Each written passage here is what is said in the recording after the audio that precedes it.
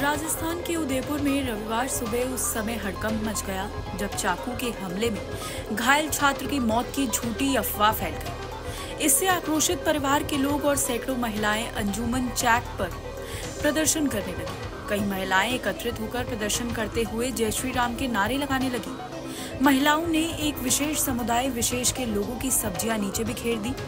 मामला तनावपूर्ण होने की सूचना पर उदयपुर एसपी मौके पर पहुंचे, जहां उन्होंने आक्रोशित लोगों को समझाया कि बच्चे की हालत अभी स्थिर है, बच्चे का बेहतर तरीके से इलाज किया जा रहा है।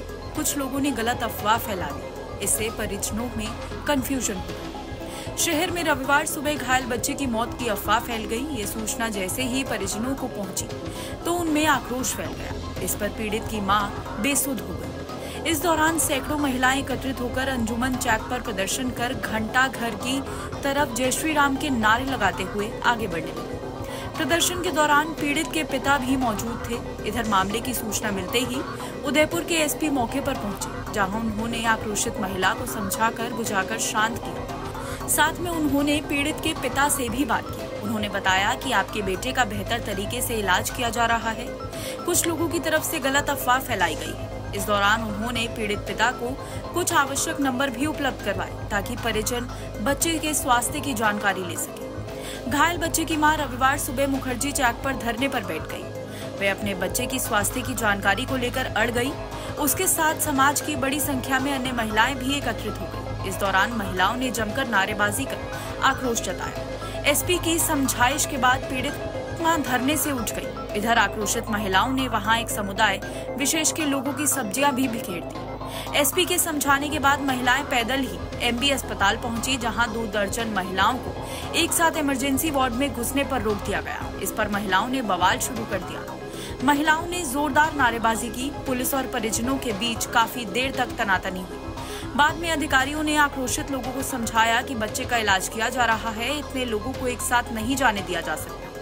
पीड़ित परिवार के साथ पड़ोस की करीब 2 दर्जन महिलाएं भी बच्चे से मिलने की जिद कर रही थी। काफी देर समझाइश के बाद लोग शांत हुए। मामले में उदयपुर एसपी योगेश गोयल ने क्या कहा, सुनिए।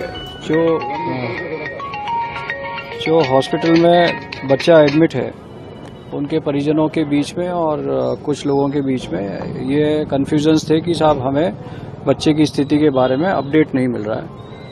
उन्हें इस बारे में जो भी मेडिकल प्रशासन है उनसे जानकारी लेकर के उन्हें अवगत कराया गया है। बच्चा स्टेबल है और लगातार उसका इलाज चल रहा है और उन्हें जो भी कन्फ्यूजन है इस संदर्भ में उनको अवगत कराया गया है कि सीनियर अधिकारियों के और मेडिकल प्रशासन के नंबर उनके मौजूद लोगों को और उनके परिजनों को उपलब्ध कराए गए हैं कि किसी भी प्रकार का कोई कन्फ्यूजन हो या किसी भी तरह की उनको वस्तुस्थिति जाननी हो तो वो संबंधित व्यक्ति से संपर्क कर सकते हैं। इसी बात कन्फ्यूजन्स को लेकर के ये लोग कुछ लोग यहाँ पर उत्सुकतावश मुखर्जी चौक में एकत्र हुए थे। समझाइश करके उनको अभी हॉस्पिटल भेजा गया है। भेज करके और उनकी मेडिकल प्रशासन से वार्ता करा दी जाएगी और वार्ता करा करके और उनको संतुष्ट किया जाएगा। बार-बार सर एक ही अफवाह फैल रही है। देखिए, ये मिसक्रिएंट्स हैं, सब तरह के लोग मिसक्रिएंट्स हैं। रेगुलर बेस पे प्रशासन की तरफ से, मेडिकल प्रशासन की तरफ से मेडिकल अपडेट्स जारी किए जा रहे हैं। सभी अधिकारी, सभी मेडिकल प्रशासन के लोग सब और क्षेत्र के जो भी जिम्मेदार लोग हैं, जनप्रतिनिधि हैं, लगातार बच्चे की स्थिति के बारे में अपडेट ले रहे हैं और जनता को भी अपडेट कर रहे हैं। तो ऐसा कन्फ्यूजन किसी को रखने की जरूरत नहीं है। और फिर भी कहीं कन्फ्यूजन है तो हमने हमारे नंबर उपलब्ध कराए कि हमारे नंबर से वो वस्तुस्थिति जान सकते हैं।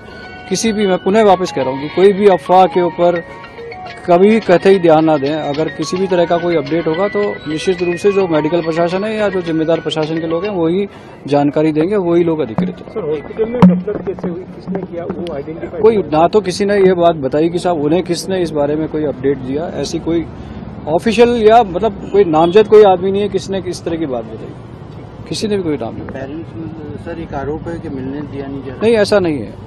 रेगुलर बेस पे वो वहाँ मिल सकते हैं और इस संदर्भ में इसीलिए तो मैं कह रहा हूँ आपको कि कोई भी कन्फ्यूजन है, किसी भी तरह का कन्फ्यूजन है, उस कन्फ्यूजन को दूर करने के लिए उनको उपलब्ध करा दिए गए नंबर, उनके जनप्रतिनिधि हैं, प्रशासन के लोग हैं, उसके अलावा मेडिकल प्रशासन के लोग हैं, चाहे जिससे जब चाहे बात कर सकते हैं।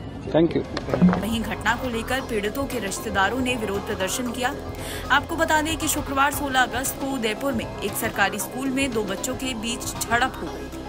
जिसके बाद उदयपुर जिला प्रशासन ने यहां कानून व्यवस्था बनाए रखने के लिए धारा 144 लागू की है।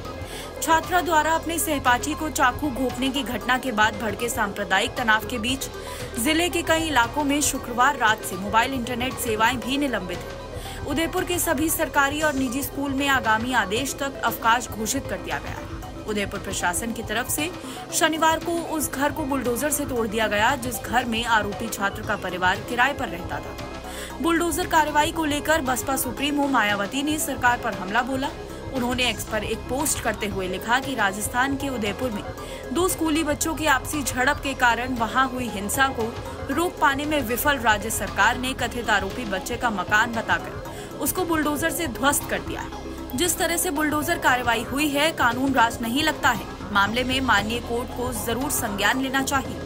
मायावती ने लिखा कि देश में भाजपा शासित राज्यों में खराब कानून व्यवस्था पर पर्दा डालने और उस पर लोगों का ध्यान बटाने के लिए जो राजनीतिक द्वेषपूर्ण कार्रवाई की जा रही है वह अनुचित है। सरकार कानून का निष्पक्षता से पालन करे, उसका रखवाला बनकर कार्य करे तो बेहतर होगा। चाकूबाजी की घटना से पूरे देश में बवाल हो गया था। जैसे ही छात्र के घायल होने की खबर लगी वैसे ही बड़ी संख्या में भीड़ सड़कों पर उतर आई। इस दौरान भीड़ ने बाहर खड़े वाहनों में आग लगा दी। हालांकि सूचना लगते ही कई थानों की फोर्स मौके पर पहुंच गई और किसी तरह स्थिति पर काबू पाया गया।